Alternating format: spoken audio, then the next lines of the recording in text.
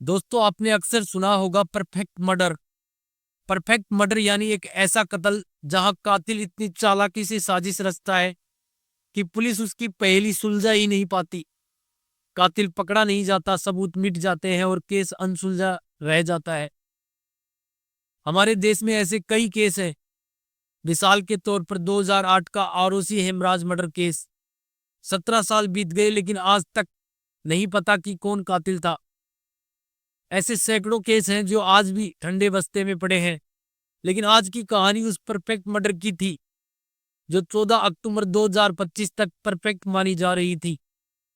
लेकिन एक viscera report ने सारी साजिश उजागर कर दी। नमस्कार दोस्तों, मैं हूं युग बगड़िया। अगर आप पहली बार हमारे चैनल पर आए हैं तो चैनल को सब्सक्राइब कर लीजिए और बेल आइकन दबा दीजिए ताकि हमारी हर नई कहानी की नोटिफिकेशन सबसे पहले आपको मिल सके। आज की कहानी इतनी सनसनीखेज, रहस्यमयी और दिल दहला देने वाली है कि इसे सुनकर आप हैरान रह जाएंगे। ये कहानी एक ऐसे कत्ल की है जिसे परफेक्ट मर्डर माना जा रहा था जब तक इसका भेद न खुला। ये कहानी विश्वासघात, साजिश और एक डॉक्टर के दिमाग की उस खतरनाक चाल की है जिसने अपनी ही पत्नी को मौत के घाट उतार दिया। ये घटना बेंगलुरु की है और इसका खुलासा 14 अक्टूबर 2025 को हुआ, यानी सिर्फ 4 दिन पहले। आइए इस कहानी को शुरू से बारीकी से बारीक डिटेल के साथ सिलसिलेवार तरीके से जानते हैं। बेंगलुरु 24 मई 2024। डॉक्टर महेंद्र रेड्डी और डॉक्टर कृतिका रेड्डी की शादी हुई। कृतिका एक डर्मोलॉजिस्ट थी, यानी स्किन स्पेशलिस्ट। दोनों पढ़े लिखे अच्छे परिवार से और दोनों के बीच शादी धूमधाम से हुई। प्री वेडिंग शूट हुआ जिसमें दोनों की तस्वीरें देखकर लगता था कि ये जोड़ा एकदम परफेक्ट है। हंसी, प्यार, सपनों से भरी जिंदगी। शादी में दोनों परिवार खुश, रिश्तेदारों की बधाइयां और बेंगलोर की हाई सोसाइटी में चर्चा। लेकिन दोस्तों, तस्वीर हमेशा सच नहीं बोलती।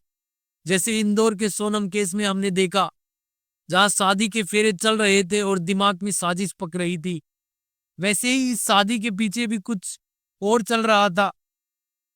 शादी के बाद महेंद्र और कृतिका अपनी जिंदगी में व्यस्त हो गए। महेंद्र एक नामी सर्जन थे, बेंगलुरु के एक बड़े अस्पताल में काम करते थे। कृतिका भी अपने कैरियर में आगे बढ़ रही थी। वो जल्द ही स्किन एंड स्कल्स नाम से अपना क्लिनिक खोलने वाली थी। मई 2025 में क्लिनिक का उद्घाटन तय था। दोनों का घर अच्छा था, पैसों की कोई कमी नहीं थी और परिवार खुश। लेकिन कृतिका को कुछ स्वास्थ्य समस्याएं थी, गैस की दिक्कत, ब्लड प्रेशर और कुछ अन्य छोटी मोटी बीमारियां। महेंद्र, जो खुद गैस्ट्रो सर्जन थे, अक्सर कृतिका का इलाज घर पर ही करते। कृतिका को अपने पति पर पूरा भरोसा था। आखिर वो एक डॉक्टर थी और महेंद्र एक नामी सर्जन। उसे क्या पता था कि यही भरोसा उसकी जिंदगी का सबसे बड़ा दुश्मन बनने वाला था। 21 अप्रैल 2025 की सुबह कृतिका को पेट में तेज दर्द हुआ। गैस की पुरानी समस्या फिर से उभरी। उन्होंने महेंद्र को बताया। महेंद्र ने कहा, चिंता मत करो, मैं एक इंजेक्शन देता हूं, यह दर्द तुरंत कम कर देगा। कृतिका ने भरोसा किया। महेंद्र ने इंजेक्शन तैयार किया और कृतिका को लगा दिया। कुछ देर बाद कृतिका को राहत मिली और जो वो सो गई। सब कुछ सामान्य लग रहा था। अगले दिन 22 अप्रैल कृतिका को फिर से पेट दर्द की शिकायत हुई। उन्होंने महेंद्र को फोन किया, जो उस वक्त अस्पताल में थे। महेंद्र, फिर से दर्द हो रहा है, क्या करूं? महेंद्र ने शांत स्वर में कहा, वही इंजेक्शन की एक और खुराक ले लो, मैंने जो बताया था वही करो, ठीक हो जाएगा। कृतिका ने फिर से इंजेक्शन लिया। इस बार दर्द तो कम हुआ लेकिन उसकी तबीयत कुछ भारी भारी सी लग रही थी। लेकिन उसने इसे नजरअंदाज किया। आखिर उसके पति एक डॉक्टर थे। 23 अप्रैल की सुबह कृतिका की हालत अचानक बिगड़ गई। वो सुस्त थी, बोलने में कमजोरी और शरीर में कोई जोर नहीं। महेंद्र घर आए लेकिन उन्होंने इसे गंभीरता से नहीं लिया। उन्होंने कहा, शायद बीपी की वजह से है।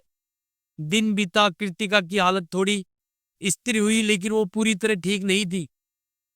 24 अप्रैल सुबह 6 बजे महेंद्र ने कृतिका के परिवार को फोन किया।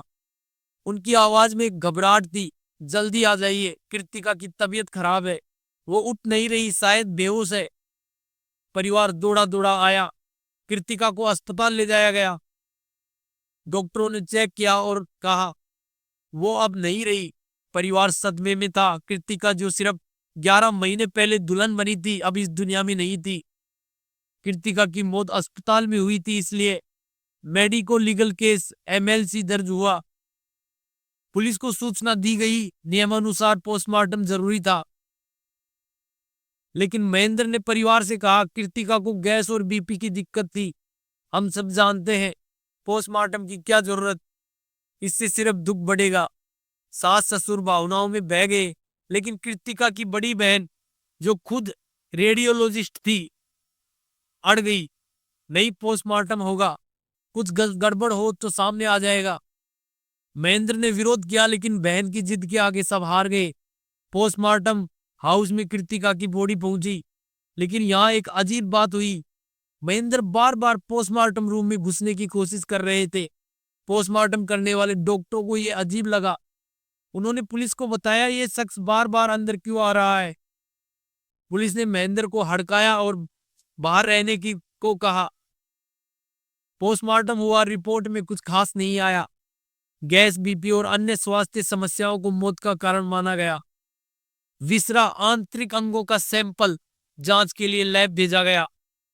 कृतिका का अंतिम संस्कार हो गया। परिवार गम में डूबा और महेंद्र अपनी जिंदगी में आगे बढ़ने लगा। 6 महीने बीत गए, सब कुछ सामान्य लग रहा था।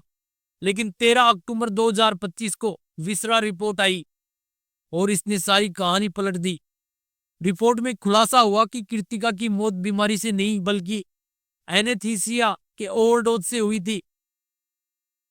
एनेस्थीसिया जो सर्जरी के दौरान मरीज को बेहोश करने के लिए दिया जाता है, वो भी सटीक मात्रा में। ज्यादा डोज जानलेवा हो सकता है। कृतिका की कोई सर्जरी नहीं हुई थी, वो अस्पताल में भर्ती भी नहीं थी, तो एनेस्थीसिया कहां से आया। कृतिका की बहन और परिवार ने तुरंत पुलिस से संपर्क किया।